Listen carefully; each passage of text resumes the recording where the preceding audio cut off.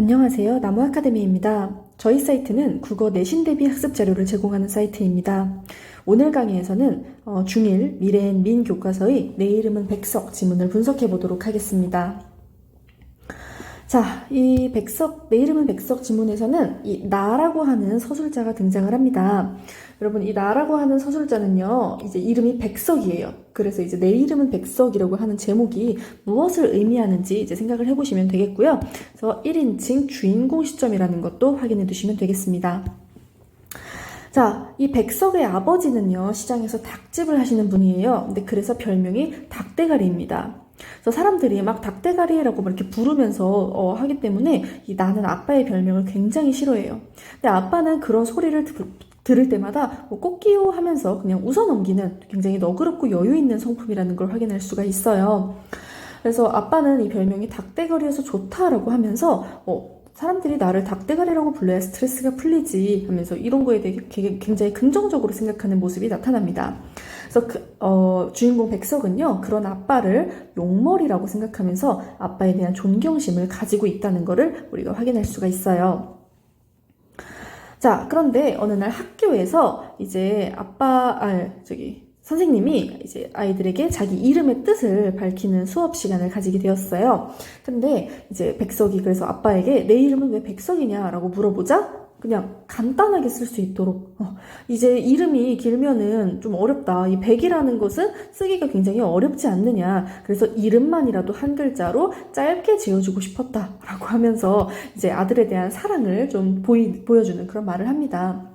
그래서 이 특별한 뜻이 없는 것 같아 창피했지만 별 생각 없이 지나갔는데 이제 새롭게 학년이 올라가면서 새로 만난 담임 선생님이 너 천재시인 백석과 이름이 똑같구나 하면서 선생님도 백석을 좋아한단다 하면서 막 이렇게 머리를 쓰다듬은 거예요.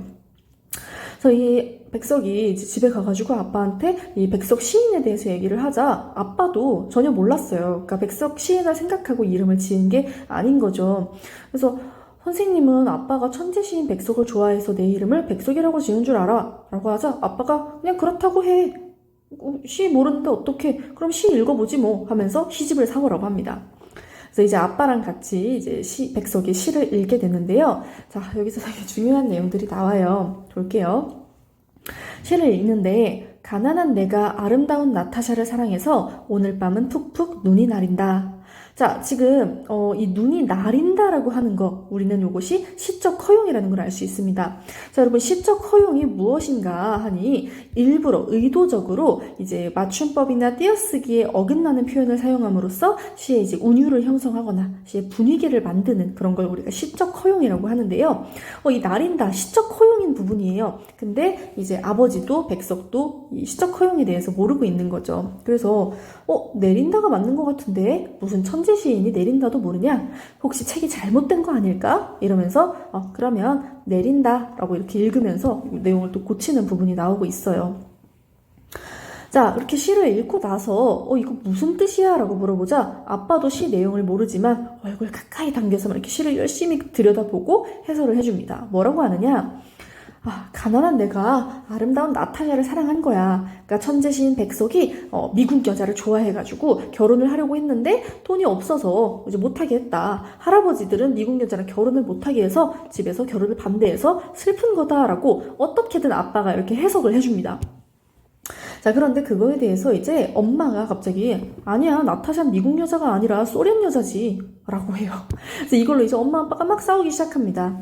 자, 그래서 건너편에 있는 건어물집 아저씨가 이렇게 와가지고 그 이야기를 듣고 이제 건어물집 아저씨에게 나타샤 어느 나라 여자냐 물어보자 러시아 여자야 라고 대답을 해요.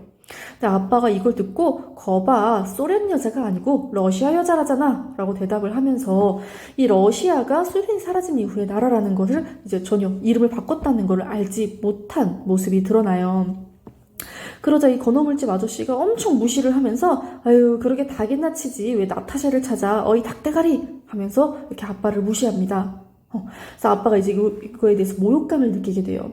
그래서 아빠가 평소였으면 꽃기호 하고 대답을 했을 텐데 그러지 않고 얼굴만 발갛게 달아올라서 이제 일을 하기 시작하는 거예요. 자, 그래서 이 나가 아빠의 모습을 보자 아빠의 모습이 평소와 달라요. 그래서 그런 아빠의 모습이 굉장히 낯설고 속상합니다. 그래서 지금 나 역시도 아빠가 망신을 당하고 의기소침해진 모습을 보고 도대체 어떻게 반응해야 할지 몰라서 굉장히 복잡한 심경을 느끼고 있어요. 자, 그래서 아빠가 이 서기를 불러서 이렇게 말합니다.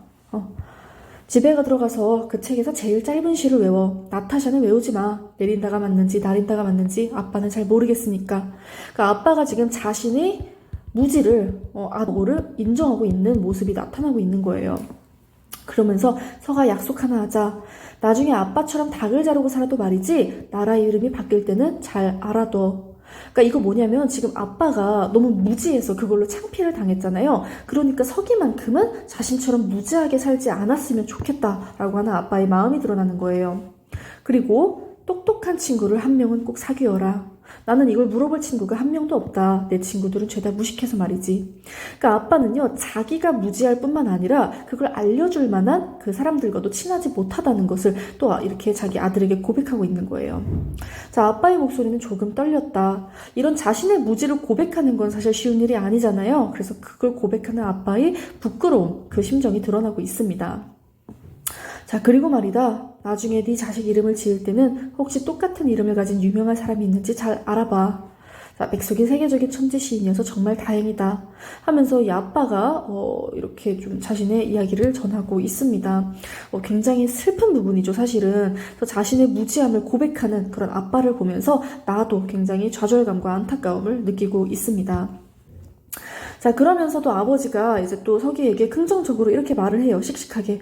아빠는 그래도 이 닭에 대해서는 전문가다라고 하면서 나는 이거에 대해서는 가장 잘 알고 가장 자신 있다라고 하는 것을 이야기를 해줘요. 그렇게 흔들리지 않는 아버지의 굳은 마음을 보여주는데, 그래서 나는 다시 아빠의 자랑스러운 면모를 인식은 하지만 내 입도 내 손도 말을 듣지 않았다.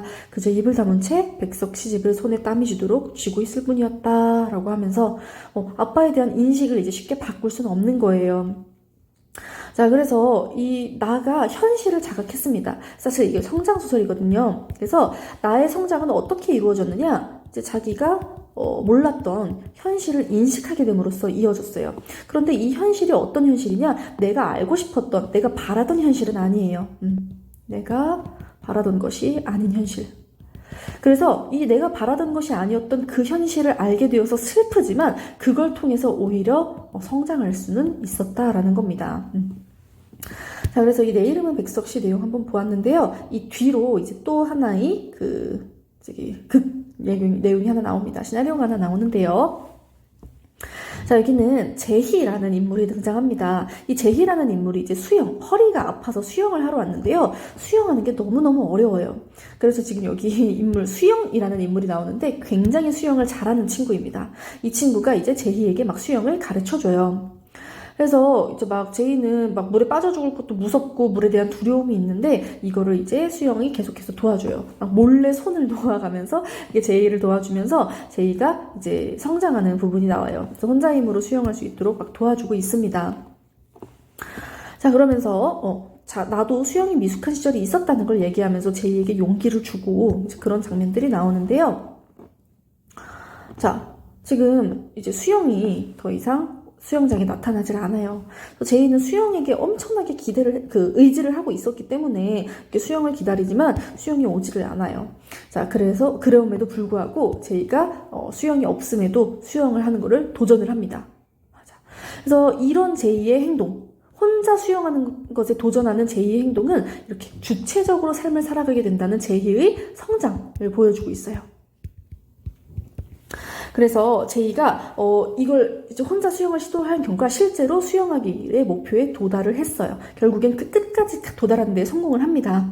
그래서 여기에서 또 이제 제이의 성장이 드러나죠. 스스로 수영을 할 수 있게 된 거예요.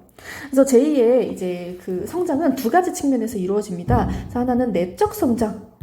이 내적 성장은 무엇이냐? 주체적으로 삶을 살 수 있게 된 거예요. 자, 그럼 외적 성장은 무엇이냐? 제이가 실제로 수영 실력이 늘어나게 된 거죠. 그래서 이렇게 두 가지 측면에서 제이의 성장을 바라볼 수 있다는 것도 우리가 확인해 두시면 되겠습니다. 자, 그러면 이것과 관련해서 문제 한번 같이 풀어보도록 하겠습니다. 자, 그럼 우리 한번 22번을 풀어볼게요. 여러분들께서는 영상 잠시 일시 정지하고 문제 풀어봐 주시기 바랍니다. 네, 그럼 문제 한번 해설해 보겠습니다. 작가의 말을 통해서 이 내 이름은 백석을 이해한 것으로 알맞지 않은 것을 묻는 문제인데요. 정답은 이제 3번이 되겠죠. 지금 여기선 아빠를 부끄러워했던 나가 아버지에게서 존경할 점을 발견하고 성장하는 장면이다. 지금 이 마지막 단락은 그런 내용으로 나와 있지 않아요. 이제 바라지도 않았고 가슴 아픈 현실이라는 걸 알게 되면서도 이제 성장하게 된 건데요. 나는 이제 원래 아빠를 부끄러워했다고 지금 3번에 나와 있지만 아빠를 부끄러워했던 적이 없어요. 항상 아빠를 자랑스럽게 여겼었는데 그랬던 아빠의 부족한 면을 발견을 하고 뭔가 이제 안타까움, 좌절감 이런 것들을 느끼게 됐던 거죠. 자, 그런 점에서 3번은 옳지 않은 선지고요. 나머지 선지들은 모두 작품에 대해 제대로 이해한 선지입니다. 자, 이렇게 문제 한번 같이 풀어보았고요. 이 외에도 더 많은 문제나 자세한 학습 자료는 저희 나무 아카데미 홈페이지에서 확인하실 수 있습니다. 감사합니다.